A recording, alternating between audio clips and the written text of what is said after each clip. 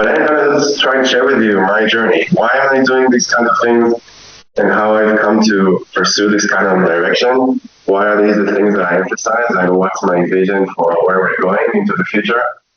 And I want to say, everything that I do is collaborative. Everything that I do is open. So this is an invitation for you. If you want to do stuff with us, we're a big team. So very welcome. We do a lot of different things, from replication to meta science, meta-analysis and all that, and developing all sorts of tools, guides, templates. So whatever you feel you want to be a part of, you're welcome. And instead, some of you are in the Psychological Science Accelerator, and some of you are aware of some of the initiatives in science to bring as many people as possible. So it doesn't matter what rank you are.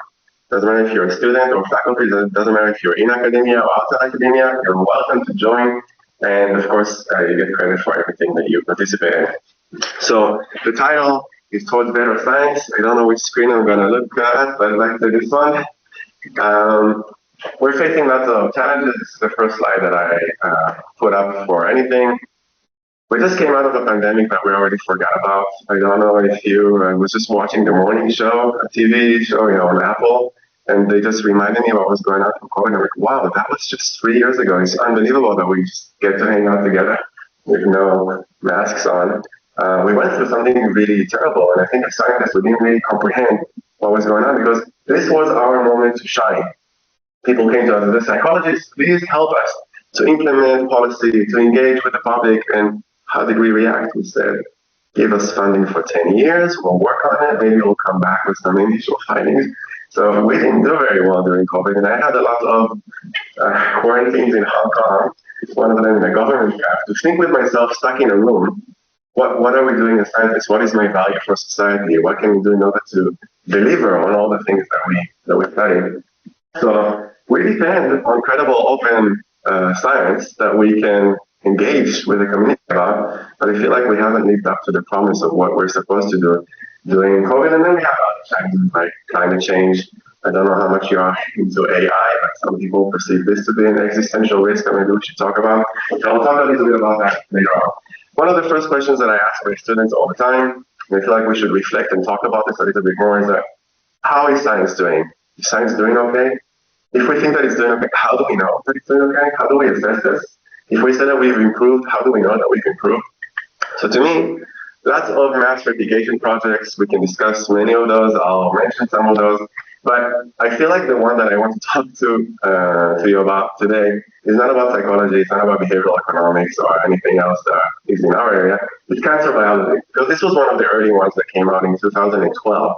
And when this came out, I was absolutely shocked by this, because when things happen in psychology, and I'll come back to this later on, they said, okay, psychology, we didn't expect much from psychology, we just knew things don't replicate very well. But the exact sciences, medicine, cancer biology, we know everything is credible over there. And the question was, how do you know? What do we need to do? We run replications. First reproductions, and then replication. So what did they do? Very, very small, so I'll walk you through this. But basically, they had 193 experiments that they said, this is the stuff that we need to care about because we need to fix cancer. We need to treat patients, we need to reduce pain, and we need to minimize deaths. So we'll go to the major classics, and we'll just repeat them again. So they start from 193, but then what happens? Immediately, when you start reading the academic journals, you go through an article, you go to the method section, what did they do? You realize nothing is reported. You think, okay, maybe it's in the supplementary, but the supplementary is very, very small. Nothing is in there. So you don't know what the method is. What do? You think, okay, so it's a published academic journal. I don't actually know what the method is. Let me talk to the original authors to see what it is that they did. And then you realize that scholars, published scholars who do amazing research published in Science, Nature, PNAS, and all of that on cancer, respond a little bit like some of my students respond. It's like, dog ate my homework, the laptop doesn't work, I don't know where I put things, I moved from a university, I was in my other email. So this is not the kind of thing that we expect from true science. So starting with 193, how many were they able to actually start? 87. So a half. People just don't know what is in this article. Shocking already, right? How many were they able to complete? Only 50 out of 193. We're not even talking about replication.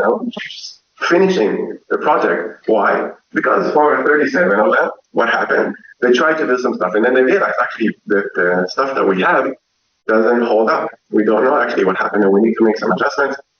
Things don't make sense. Okay, so already big shock over there. And then what? Replication. What is the replication rate? And this is where I really my mind was blown. So I'll read this out to you because this is very small. But I'll just say they had 23 papers. Out of those, how many replicated? Well, 2. They had 50 experiments. How many replicated? 2. Effect, 13. Cancer biology. If my stuff in judgment decision making doesn't replicate, I'm thinking, okay, maybe not a big loss. Cancer biology, this kind of stuff, we rely on this. When we get treatment, this is the things that we care about. So I don't know why this was advertised as, half of the studies, not half of the studies replicate, because people use different criteria. There's a lot of flexibility. When we look at the actual measures and what's published over there, it's very, very low. And when we look at the distribution of the p-values, for the original findings, everything is p-value lower than 0.05. In the replication, all over the place. Cancer biology. Very heartbreaking to me. And I really worry when I go to get any kind of medical treatment, what is happening over there. My sister is a medical doctor. I ask her about this all the time. Hey sis, what's going on with this treatment, that treatment? And my understanding of medical doctors is now a lot better, knowing that they have a lot of biases and heuristics that they follow. So suddenly judgment decision making, the stuff that I do, applies also to what people do in the field, like my sister. How big are these issues? My understanding, and I would like to relay this to you, and perhaps I will convince you in some ways that these are very big issues that we need to address. So what should we do about this? I started collecting all of these major headlines. They started in 2014. I just thought, every one of these headlines, I'll just put this on a slide, and then call me in. So it started from 2015. I'll talk about the science paper. Is it just limited to psychology? But then other fields came up with their replication processes, and then we had a crisis in economics, and there was a crisis even in empirical computer science, and now we know there's a problem with cancer biology, and then even things like quantum mechanics and quantum computing has a problem with reproducibility. It's like things that are as close as possible to math. Now we understand what these are. So these last maybe a day. Maybe they get some headlines, and then just everybody just stops talking about this. We just let it move on as if nothing has happened. Last month, 4 Nature papers, 3 of them from the Center of Open Science DARPA score in the US decided we're going to put millions in order to get the biggest collaboration ever, not just to cover psychology, but to cover everything. And they looked at replicability, robustness, reproducibility all together. And what are the findings? I'll focus here on replicability. They looked at economics, psychology, sociology, business, education, political science. All of these rates are about half. So when you open a book right now in social psychology, in behavioral economics, and whatever your field is, it's a coin toss. Does this hold, replicate, or not? Even if it holds, when you look at the effect sizes, so the original effect sizes are, let's say, in R, correlation R, at the best, in psychology, 0.3 or 0.25 or something like that. What happens when we actually look at the effect sizes? Between a half to a third of the original. So even when things work, the impact, effect size of the intervention of what it is that we've done is reduced by half to a third. And we've seen this in 2015 when the Center of Open Science came out with their mass collaboration the first time. But back then people said, no, this is a psychology problem. We don't need to worry about this. The economists who are now sharing a department with, they say, no, we know economics is so much better than psychology. All these grades, if anything, economics is a little bit behind. So we have problems with all these disciplines because this is not a psychology problem. This is a general science problem in how we do science. We need to talk about this. So all this stuff started in 2015, Center of Open Science. I'll talk about why this happened. But then people said, but if it's science and nature, if it was published in Science and Nature, then things will replicate. So they did a mass replication of papers in Science and Nature. 60% think was about the rate, and once again, the effect sizes were about half.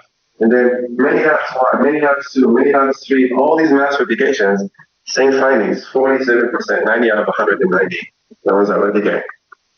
And I just finished my PhD. I'm in my postdoc. I'm thinking to myself, oh my gosh, what should I be doing about this? I feel like this is important. I can't just toss this aside.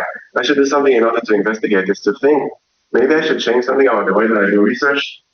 I really didn't know. So that's why I started collecting all these things. And my unofficial summary, at least for my domains, are, the replication rate are 30 to 50%, and the effect size is about half. So over the years, when I'm going around and I'm talking to colleagues, students all over the world, I get a lot of different reactions. And by now I know that all these reactions are, at least to me, sound irrelevant, especially given all the data. So it's not just a psychology problem. People say it doesn't affect me. How come it doesn't affect you? You're an academic, plus you consume science all of the time. People say, no, but I know that my research replicates. I'm going to show you an example where this does not hold. People have believed that some of the things with thousands of citations replicate, and just we see that this is not the case. People say, there's hundreds of replications on power posing, ego depletion, and power priming research, and all. So we know that this is credible, and I'll show you that this is not the case. So all of these arguments that came up throughout the years really made me doubt. Maybe there's in something that I don't understand. Maybe I just need to understand methods better, or statistics better, or something theory better. I don't know what I need to. Now, after I've been doing this for a while, now I understand. There's just like completely misunderstandings in the way that we discuss these things. So I think if you know anything about open science, then you know the first case study that started everything. 2011, Journal of Personality and Social Psychology. Daryl Bam, the third co-author of the book of Introduction to Social Psychology, one of our leaders in Cornell and all that, comes up with this ridiculous study, which had all of us scratching our heads. I'm in the middle of my PhD, and I'm looking at this and like, what is he saying? I don't understand. So he's basically saying things in the future, experimental evidence for otherwise retroactive influences on cognition affect, and he was able to show with 9 experiments, 100,000 participants, that people react to stimuli, random stimuli that's going to happen in the future. So typically in psychology, what is it? What we do, we show stimuli and then we measure the response. He did the opposite. First, he measured the response and then he manipulated the stimuli, and he showed that people react to something that's going to happen in the future. It could be like a porn or something that really activates people's bodies, horror, shock, whatever that is. And the thing is like, at the beginning, we thought, one, has to be a hoax. Okay, it's not a hoax, this is a serious thing. Second, it has to be fraud. Something here doesn't make any sense, because he's showing something that we know to be impossible. You ask any physicist, they would have been able to catch this by now. But no, a social psychologist comes in with evidence that people can feel the future. We asked Daryl Bam for the evidence. We said, can you please show your data and your code? He did. He shared this. We couldn't find anything wrong with it. And this is the shocking part. Based on the best evidence that we have, best practices at the time, we looked at the data. We couldn't find anything wrong with it. So the editor said, Journal of Personality and Social Psychology, I had the best reviewers go over this. I can't find any reason to reject this. Forget about this being impossible. It's like I can't. So I thought this would be a good case study to reflect. What is it that we should do? How do you know whether this is holds or not? Is this a solid scientific evidence or not? You do replications. What is the problem? We just don't do any replications. So one of the things that we do in meta science is that we scan the entire literature and we try to see how many replications are out there, just so we have an understanding. And one of the things that you want to ask yourself is, what is my expectation of replication? So let's say there is a finding in Journal of Personality and Social Psychology, or let's say Science and Nature about cancer biology. I'm getting treatments, vaccinations for COVID based on this evidence. Do I want replications or not? And if I want replications, how many replications? What is the ratio between novel stuff and replication stuff? When I ask in workshops, sometimes people say 30%, sometimes people say 50%, balance between novel and replication. Some people say, no, I want a lot of replication, 90%. What is the replication rate? 0.2%. This is the rate of replication in psychology. Other disciplines, not far behind, 0% for language, 0.1 for economics, 0.02 for ecology. Is this the replication rate we expect from a solid science? It really isn't. So just to clarify, you're talking about attempts or the actual replication of results? Publication that has a replication in it. Maybe people are doing a lot of replications, but we don't know about this. But out of all the academic articles in the journals, how many of them are about replication? But when you say are about replication, you mean I tried to replicate an experiment and it doesn't matter whether... Oh yeah, no success rate. Yeah, both success and fail. Just how many replications are we doing? Yeah, good clarification. Right. So one of the first things, if you want to know whether we can feel the future and react in advance to stuff that's going to happen 5 seconds into the future, is you conduct a replication. So we conduct a replication, Stuart Ritchie, who quit academia, now has this amazing podcast, science fiction, wrote a book, science fiction, that came out during the pandemic. And he was one of the first ones who said, hey, Dan, I'm going to try and do this again 3 times. 3 times he tried. Failed completely, submitted this to JPSP and said, can you please publish these failed replications? And Journal of Personality and Social Psychology said, absolutely not, because we're not the journal of failed replications of them. Publish this somewhere else. He was looking for a paper for a long time, and finally he landed on PLOS1. We now know PLOS1, but back then in 2012, this was not anywhere you wanted to publish with a new journal, but they were able to publish failed replications. We were so upset about this as a community that finally a bunch of other researchers, some of them from this Data Colada, if you're familiar, so Lee Nelson, Joseph Siemens, said, no, we're going to publish this in JPSP. So finally, after a lot of pressure, JPSP did have corrections of the past, failures to replicate site. Now, I tracked citation. How many does BAM get, and how many do these replications get? It's not even comparable. People still cite, there's solid evidence that people feel the feature, but none of these failed replications get any attention. They're just buried somewhere over there. This is what started everything in 2011 in psychology and got us on the path in order to, yes, please. What did Dan say about it? So lots of podcast interviews with him. Now we have a slightly better understanding of what he was doing in order to get these statistics. So no fraud was happening over there. He was using best practices at the time, doing something that I also saw this when I was doing my PhD, a lot of optional stopping. So you bring in one participant, you run it, you run the code and say p-value lower than 0.05. Oh, no, okay. Next participant, you open it. So a lot of peaking. Every time that you peak, you increase the chances. There's the p-value. And then when you have p-value lower than 0.05, you stop. Right?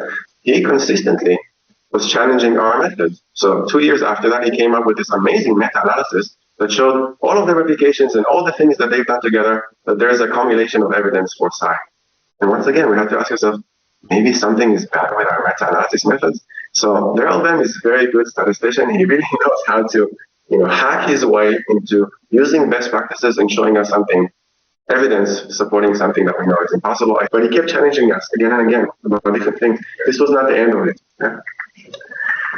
Social priming, you're perhaps familiar with this. I'm just telling you this is started for explaining to you why I started doing these kind of things. I don't know if you're familiar with social priming. Every year, at least one student, undergraduate or master's, comes to me and says, there's so much evidence for social priming. This is really exciting. I want to do something about this. And when I was doing my PhD, in order for you to get hired, you would want to do either social priming or repetition, willpower and all this. These were like the hot topics. This is what you wanted to invest in.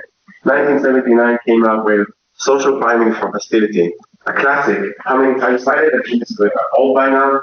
More than 2,000 times. Right? What does it show? If you unscramble sentences, priming something about hostility, then it affects all sorts of outcomes. Interesting. You want to know if this works? So we do a replication. So here comes the replication. Randy, click on the ear. We have a lot of people that I know from the open meta science community come together in order to try and understand the social priming for hostility work. And what you can see is that protocol landed. Bob Wire. So Bob Wire, the original author, was involved in this.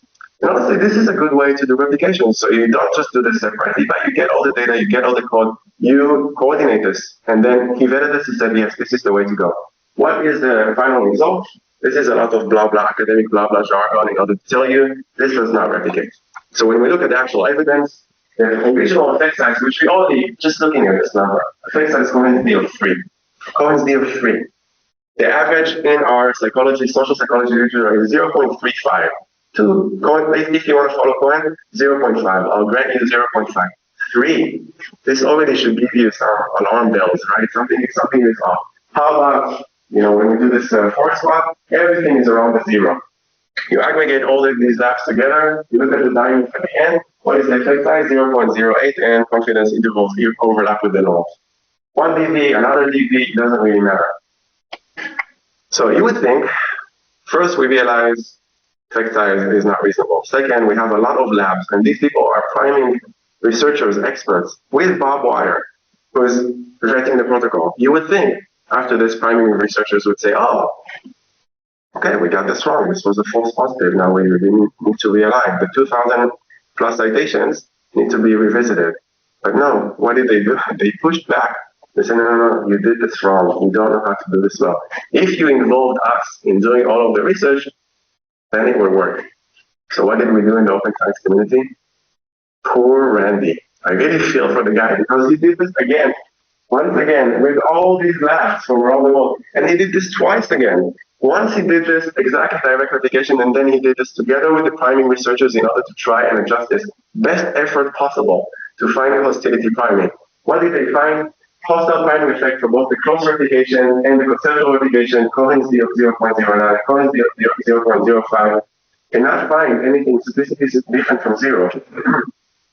In the conclusion, despite our best efforts to produce favorable conditions for the effect to emerge, we did not detect a hostile priming effect.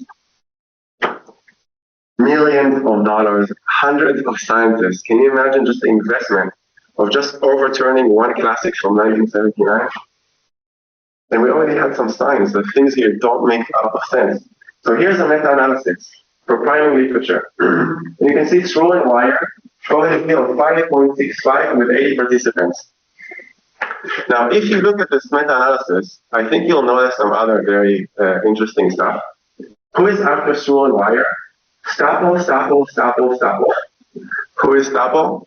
This is Dietrich Stapel from Tilburg University, the Dean of Social Sciences, who in 2011 admitting to committing fraud on 60 plus publications and then outcasted from academia. The Netherlands became one of the leaders in open science because of Dietrich Stapel. So when you look at the meta-analysis of priming literature, what do you see? One, failed replication. Second, we don't know exactly what happened there. Let's call it p-hacking, questionable research practices. But then we also have this fraud. So what's happening in this priming literature? What are these 2,000 articles that are citing these things and the things that we base our stuff on? We need to revisit this, but we had signs already that some of these things don't make a lot of sense. And we had a lot of poor Randy. I get a lot of these tweets from Twitter. He was very frustrated by this. I'm just going to pitch in one of the things about effect sizes. So I didn't know anything about effect sizes during my PhD. I was told to pursue the p-value lower than 0.05. And over the years, I understood that I don't know anything about effect sizes, so I should create a community in order for me to understand this. At the beginning, I did this with my students. So the second author and the third author, Chinyu, is now in Vienna. He's working with Robert Bohm in psychology over there. I'll visit them next week. And then Kit, who is in Chinese University of Hong Kong, we said, we're just gonna, for us, we want to understand effect sizes, so we'll start a guide. And then it became, because everything that I do is Google Docs and collaborative and shared, suddenly a lot of different people joined, including the first author is the advisor for Psychological Bulletin, and the one who, if you submit a Psychological Bulletin and meta-analysis, he's going to be the one who validates your stuff. Plus the editor of Psychological Bulletin, Claire Johnson, who is his advisor. So suddenly a lot of people joined a small initiative that I had with my students in order to create what I think is one of the most comprehensive guides for effect sizes. So we also have a chapter on benchmark. If you want to know what is an effect size of 5.6 in Collins D or 3.0, just go over there and see just how unreasonable this is. If you want to work on this together, you're very welcome. Anybody can come and can contribute, and whatever you contribute, you put on your detail, you became a co-author. Going to submit this to AMTPS later this year. And we built some tools based on this.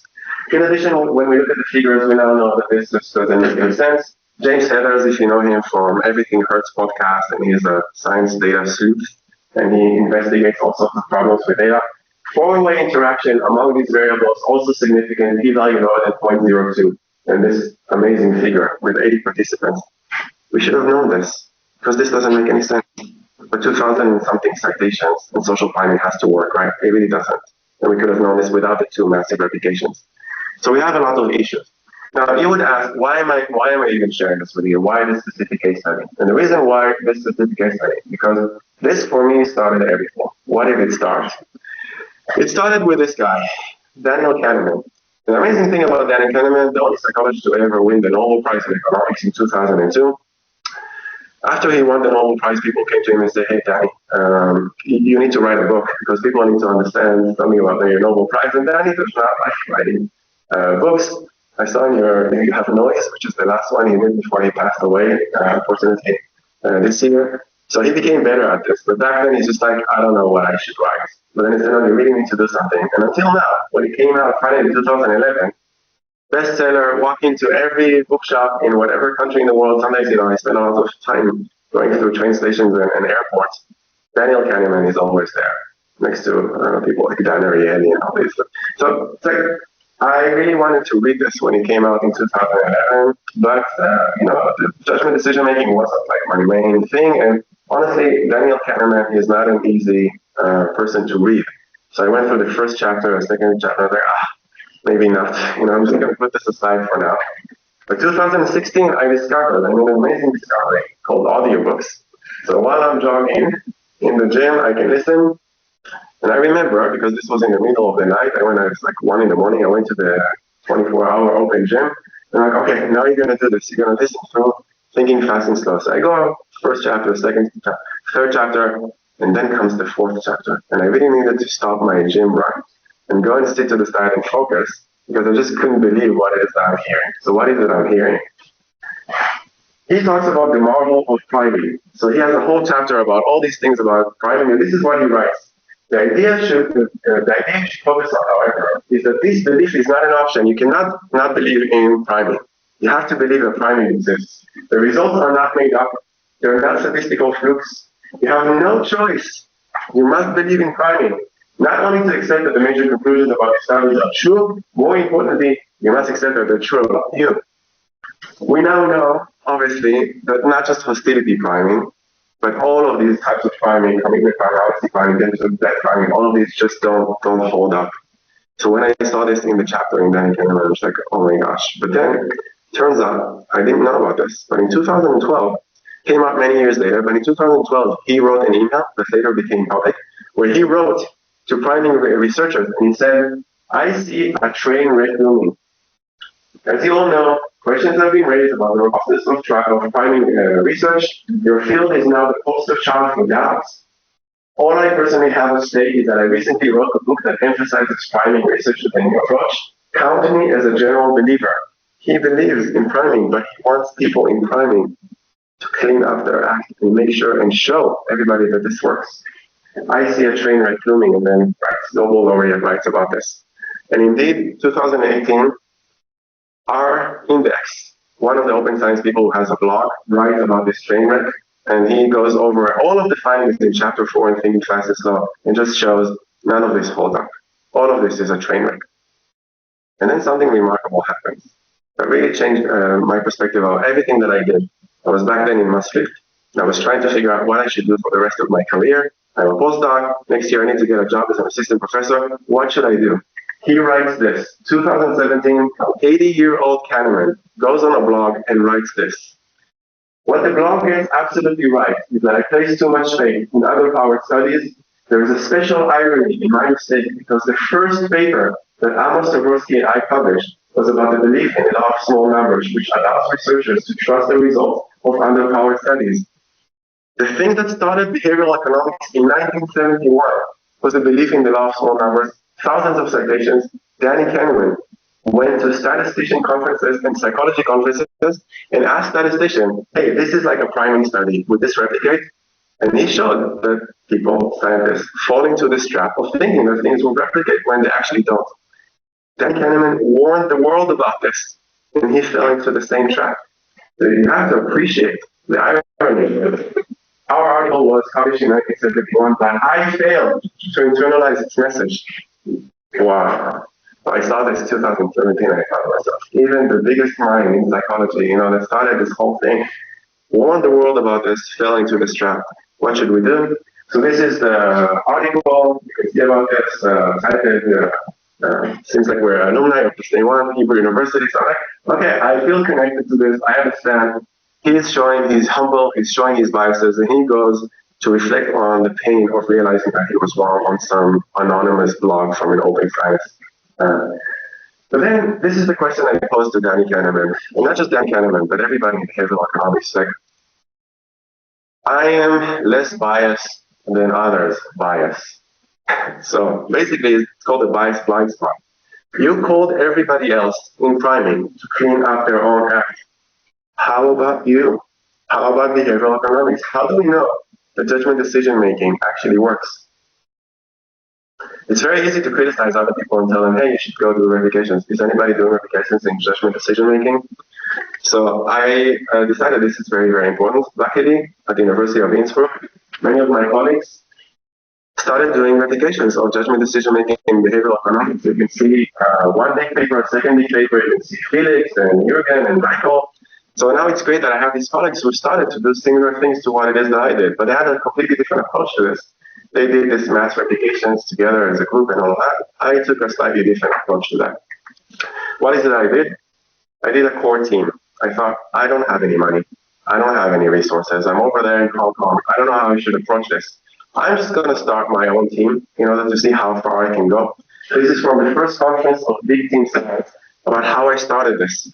And you can see that you had other big initiatives like Ford, like psychological science, etc., all of them talking about their model. But my model for the core team was very, very different. What it is that I decided to do is to construct a team based on all the undergraduate students I have to go through my class, the poor students. And I just said, instead of us going through the books or going through all the stuff that I don't know if it replicates or not, I'm going to invite them on a journey of replication. We're going to figure things out together. So we're going to do hands-on science. They're going to write together with me in our one semester course a replication project, and we're going to run data collection based on the seed money that I get from University of Hong Kong to see how much we can do. Plus, all the thesis students, 45 over the 7 years, all thesis students have to do pre-register replications and later on replication register reports. But this is a lot of work for me because I'm the only senior person there. We're working with students, and sometimes it's second-year undergrads. They don't know methods of stats very well. So we do the best effort that we can during the class. We conduct the replication, we write up the manuscripts, but then how do we know that this is good or not? So this is where I invite people, I invite you to come in and take the lead, especially early career researchers from all over the world. Say, my students did this. Come and join us in order to submit this to a journal. And we do each and every one of them separately, not one big mass collaboration where the different applications like disappear. It's like each one of them deserves to have its own place. And then all of these people came and joined me and became the first authors. And then just this whole model was first replicability, open science-based standards, involving undergraduate students, and then bringing a collaboration of early career researchers from all over the world in order to check that we're doing okay in science and how we can improve in science. So there's lots of stuff, but I mapped out all of the Daniel Kahneman behavioral economics. There's a lot of disconnected effects over there. I'm truly a generalist because the literature is very, very wide and I wanted to get a scope of everything. So I had some students wanting to do social psychology. We went to social psychology, some of them behavioral economics, some of them decision making, some of them even more classic psychology. I was open to all of it, as long as we can do this in a one course semester with undergraduates and a simple enough design that we can collect online. So we aim to do something about cognitive mind mapping of behavioral economics. And at the beginning, people at the University of Hong Kong thought I was insane. But you're going to publish with undergraduates. Undergraduates are going to do real science second year. They don't know anything. They barely did a t-test. How are you going to get them to do replication?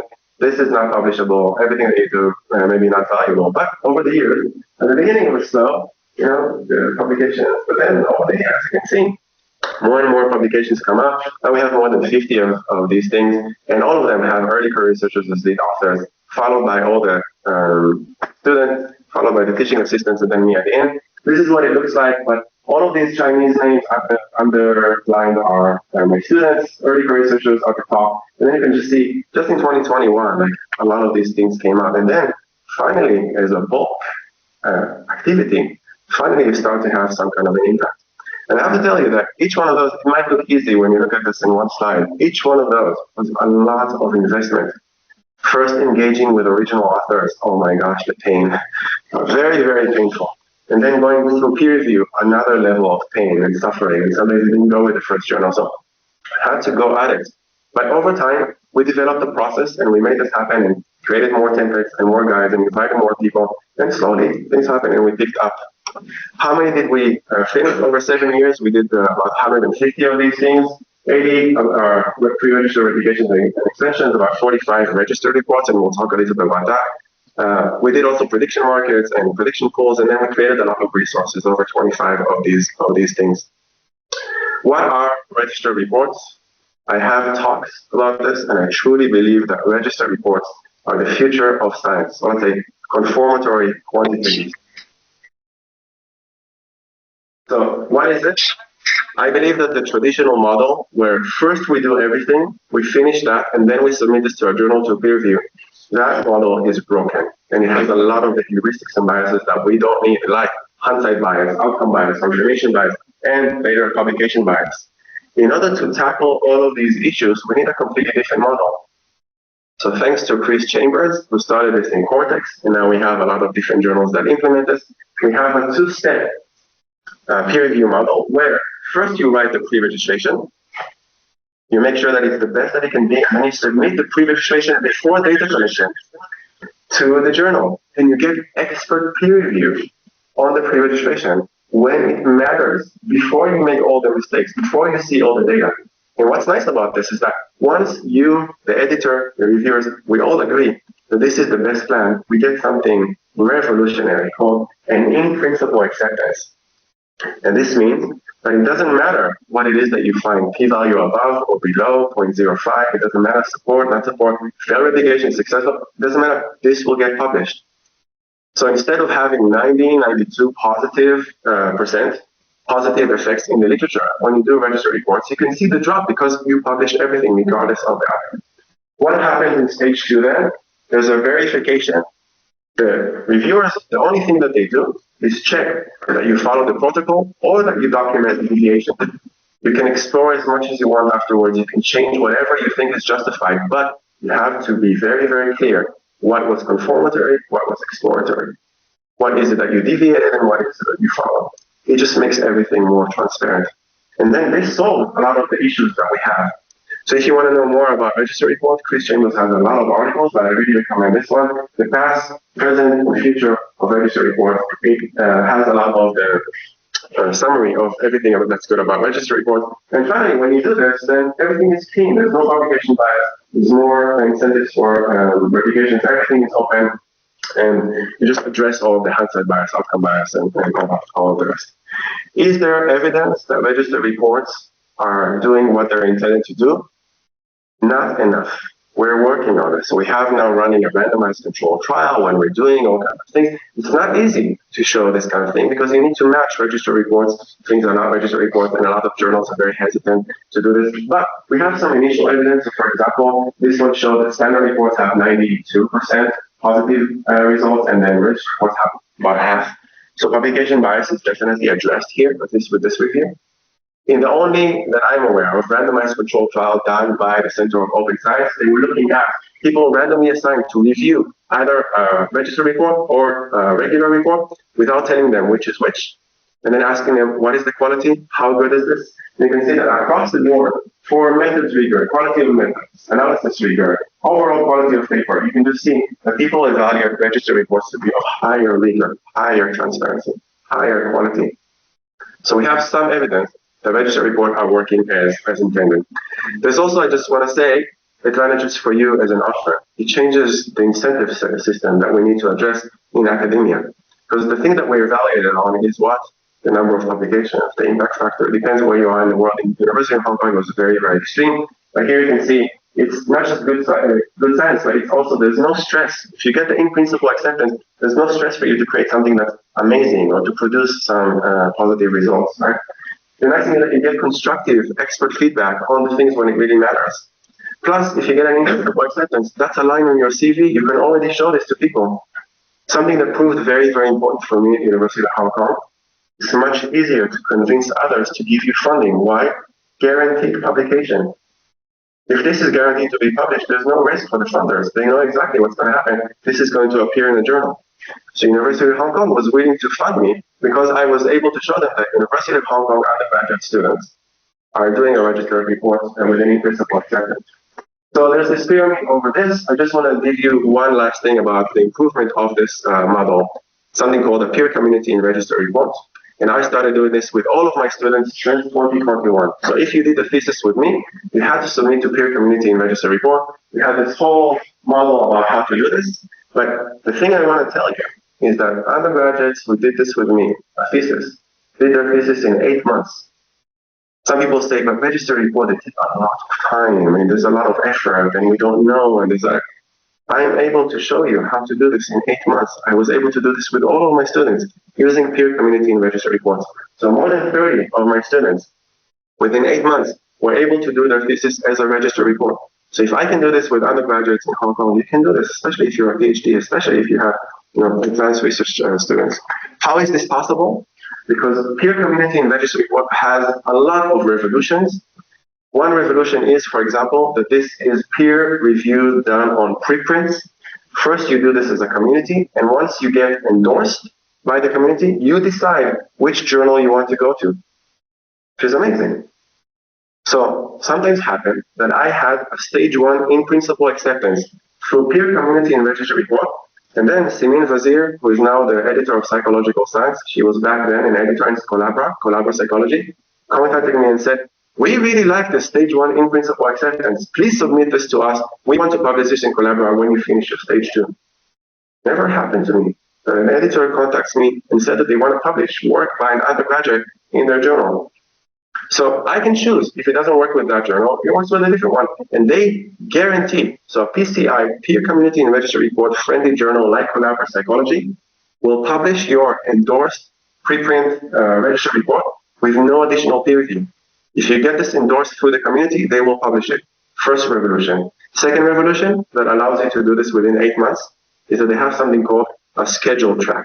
What is a schedule track? I don't understand why other journals are not doing this, but you can tell them 6 weeks in advance when you want the peer review. You write a 1-page snapshot, you submit this to them, they recruit reviewers based on this snapshot saying this is the date we need you to review, and then the reviewers have 1 week. They prepare for this because they have 6 weeks in advance. They prepare, and then you get your peer review within 2 weeks guaranteed. I've tried it 30 times, works every time. Guaranteed peer review in 2 weeks. Suddenly you can do register reports in 8 months. Very high quality. The nice thing about this, all of the peer review is open. You can ask as an author for this to be identified, and because we're doing replications, I want this to be identified. So you can go and see the level of peer review that my students receive on the register report. Everything is open, everything is shared, everything is identified. So you can evaluate what quality. When you go to the big journals, do we know what was peer reviewed? Do we know what happened in the peer review process? We don't know. Peer community shows you everything about that. So lots of journals are joining peer community and register reports. Some of them are just interested. Depends on which one you are. But I really try and go with these journals. But if you don't have to go with these, you can take the recommendation and go to whatever your favorite journal. The last one that we had was with Journal of Personality and Social Psychology. And I never thought in my wildest dream that peer community and register report is going to be published in JPSP. But the editor over there right now is an open science advocate, Rich Lucas. Simin Vazir in Psychological Science, open science advocate. So now you can do this. You can do this with peer community and register report and take this to your favorite journal with no risk. About funding, when I showed the University of Hong Kong, hey, students are able to publish, here's an in-principle acceptance, they say, we're going to fund you. So if you show us in-principle acceptance, $1,000 for data collection, which already is amazing because with judgment decision-making, behavioral economics, you can run this kind of experiment or 500, 600 well-powered sample on prolific and test whatever it is that you need to test. So finally, I also have a funding model. So even if I don't have funding from the Austrian Council or from the Hong Kong government, University of Hong Kong, we really want undergraduates to publish. So if you want to read more about this, here's one of my students. He actually has 2 of these peer community and register report publications. It's amazing. One he did in my course, one he did with me as a thesis student. There's a YouTube talk where he talks about his journey, and then a Psychology Today, he says the best learning experience of researchers. And now he's going for a PhD. He's going to do very, very well.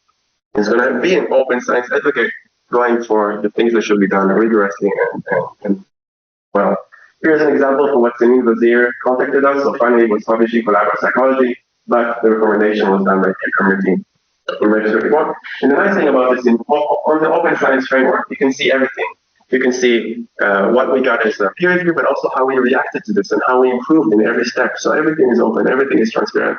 This is how I feel science should proceed. How many did we do? A lot. We did like 30 of these things. So now we have evidence that this works. Overall, if you want to ask, since we talked about Danny Kahneman, how well is behavioral economics doing? Judgment and decision making. So not a random sample. I handpicked the ones that I wanted to try and replicate because I want to build my research on solid foundation. So our success rate is higher than the typical things that you see. So our success rate is about 70%. And then we have a little bit that's mixed, and unsuccessful is only 20%. So at least my hope and intuition that the stuff in behavioral economics following Danny Kahneman and Amos Tversky is that this, at least with my handpicked one, seems to generalize quite well. What resources do we have for you? If you want to run this kind of thing here in Salzburg or anywhere in Austria, you don't have to start from nothing. We have everything for you. We have all of these templates. They're very, very comprehensive and detailed, and you can take them. If you have something to add, put in your name, add whatever it is, and then if we submit this to a journal, you become a collaborator. In addition to this, in the last 6 months, I feel like this is a revolution that we need to talk about more, but I embraced AI fully. And I believe that this is a superpower. Things that I wasn't able to do with a team of 7 highly skilled researchers for about a year, I was able to accomplish with AI in a week. So I'll give you an example. We have 150 replications. People are asking, why don't you do one of these science nature papers where you just get all of these together in order to summarize everything that you've done in the 150? And my response was, we tried. I got 7 of my best collaborators to sit down and code these things. It was an impossible task. After 1 year, we just met together and said, oh, too complicated. When AI came out, I started to work. When Opus 4.5 came out, I was just blown away by this. And I said, maybe it's possible that we can code this. And after a week, now everything is coded. Not only this, but I also realized I can create platforms. So based on the effect size and confidence intervals guide, we created platforms. So you can go to effect size confidence interval mate, upload your manuscript, and it will check confidence intervals and effect sizes for you. If this sounds familiar to you, it is because there was StatCheck. StatCheck checks p-values. But I asked Michelle and the others, like, why didn't you do effect sizes and confidence intervals? And she said, too complicated. And I completely understand. Just for Cohen's D, you have 12 different variants. Confidence intervals don't even go there, right? And this is just like one effect size. Very, very complicated. How are you going to check everything is done well? So now you can check. Because first we have a guide. Second, AI can help me code all of these things and check of all these possibilities in order to give you feedback. So go and check how this works. If you want to work on this together, you're very welcome to. There's also a package on CRAN that you can use. In addition, I don't know if you're familiar with ReciteWorks, but whenever I was going to submit a manuscript, I wanted to check the citations and the references, do they match and all of that, and I wanted to check, are there any retractions or expressions of concern? Everything was very, very complicated, and then I thought, I'll just vibe code it. So I vibe coded this, and now you can check out this website. So a lot of different websites. I also coded some other stuff. Innsbruck doesn't have Qualtrics, doesn't have Mentimeter, so I just built my own. And you can use this. It's free for you to use if you don't have Qualtrics or you don't have Mentimeter. You can use that. And yeah, so finally, my conclusion to you in order to wrap all this up. My summary of the situation is, even if you doubt that there's a problem in science, it doesn't matter, because I think what we're working on is just improving science. So it's a little bit like this cartoon when people talk about climate change, and they say we just want green jobs and livable cities and clean air and healthy children, and then somebody comes up and says, well, what if this is all a big hoax and we create a better world for nothing? So the same thing about open science is that we address questionable research practices, we catch fraud, we improve open transparency. Somebody says, but if there's no replication process, and we create a better science for nothing. Like, just create a better science. It's good for all of us. So I'm not just the only one. You've got UNESCO, you've got NASA, the Biden-Harris administration. There's lots of different solutions. Many papers are coming out of this. You just need to track them about how to do open science and implement this in your own labs. So this was a lot for a very short session. I covered a lot of ground. But all of this is just to give you a teaser, a taste of what's possible, what is it that you can do with your students in your courses with collaborators. I'm not too far away in Innsbruck if you want to work with us and do something together. I'm going to be here until Friday, so I'm staying in a hotel not too far away from here. So if you want to meet me and schedule, talk about something, I'm very happy to. All of the information that I covered is on my website. This is my email. I'm active on Twitter, X, Blue Sky, and all of them, but also a mailing list about everything that's happening in the core team that comes out every 3 months, so we're not going to harass you too much. Even if you're a student, don't hesitate. I reply to all of the emails. The team is centered about early career researchers and students. So do reach out. Even if I'm too busy, I will definitely reply and connect you some of the other people in the team. So I'm looking forward to talking to you afterwards. Thank you for listening. I'm very motivated about science, but in my student courses, I never do because it's too much work. So what you're saying is not, and here's a very big about this. I'm wondering if you manage to push students through those projects in 8 months. As far as I catch from what you've been saying in online research, how long will you stay in that position in your projects? What is all the other stuff? So when you say that that's not in what? Well, so I do general psychology, biopsychology stuff. So there's experiments, lots of pre-testing, lots of stuff doesn't work, things like blah, blah, blah, blah, blah. And so, oftentimes our projects are very, it's difficult. If I imagine doing all this on top, I don't think it's possible at once. But I'm very happy, I'm very open, and you tell me, oh yeah, it's possible at once. Yeah, I'm just curious how much, is it easy data acquisition, and that's why this works in advance, or would it be possible also in more complex data acquisition? So my intent was to show a proof of concept of what is possible. It doesn't apply for any kind of research. So let's say if you're doing neuroscience, experimental, or clinical, or you're in the field, this is going to take a lot longer. You cannot push it together for 8 months. What I did is really simplify this for the most basic. And I would recommend to you, even if you do something that's not similar to what it is I'm doing, at least as a proof of concept, maybe you can start with something like that, just as an exercise for the students to try things out. So what is it that I do? I choose classics that have the most transparency. So it's very easy with Kahneman, firstly, because they actually write the vignettes over there. So I know what the vignette is. It's very simple and straightforward. So a lot of transparency, generally very simple paradigms that even a student, not a graduate student, can understand, but ones that have impact. So I don't choose the ones that nobody cares about. I choose the ones that have the most impactful. So I have thousands of citations, and later we're translated into something that works in the field. So for me, this is the first step. Then other people can take this and build on this now to go into something more complicated. In addition, I use the ones that have the most simplified methodology, at least in the first and second year. So we're talking t-tests, ANOVAs, maybe a COVA, at the worst. This kind of thing, which was very easy back then to train them with something like Jamovi or JAX, which runs on R, it can be converted into R. And then things that I can run online with online data markets like MTurk was back then, but now it's cloud research. MTurk is a little bit problematic now. Prolific is a very good paradigm. But I can build this collection within 3 hours, right? So once I have a pre-registration that I trust, that I verified, and I have a lot of checks and balances that I did not explain. So one of the things, for example, that we do is that I train students to give and receive peer review. So they work in teams, 4 per team, peer review each other. They see what it means, and then they give them.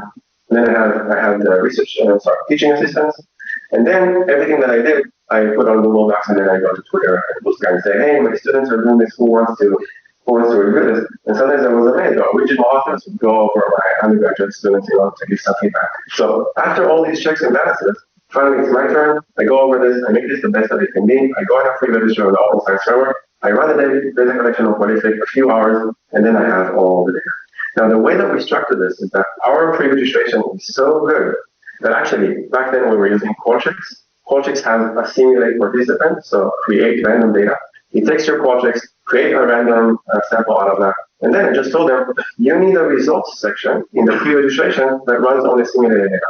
So from the pre-registration to a final manuscript, these 2 simple steps. You take the real data, and you plug it into the R Markdown, all the results are there. And then you have the discussion. End of process. So what's nice about open science, if you do this well, and it's very structured, that it eliminates a lot of the different obstacles along the way. It took us a while, but now if you look at some of our templates, you'll see how it's structured. So when I use an undergraduate, you say, but we don't know what a manuscript looks like. No problem. Look at the template. It has everything. And it has placeholders and tells you exactly what it is that you need to follow. And it gives you the tools in order to address everything.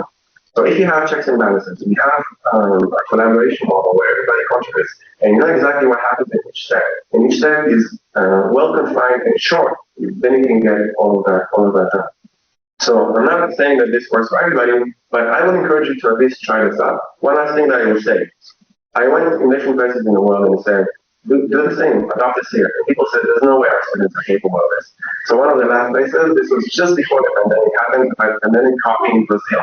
I was in Brazil, I was presenting this, and they said, oh, maybe your University of Hong Kong students can do this, but I don't know, our students can.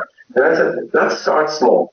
How about you just take what it is that we've done, you have all the illustrations, all of the data code, everything that you want, just take this, give it to them, for them to translate this into Portuguese and run this with Brazilian samples.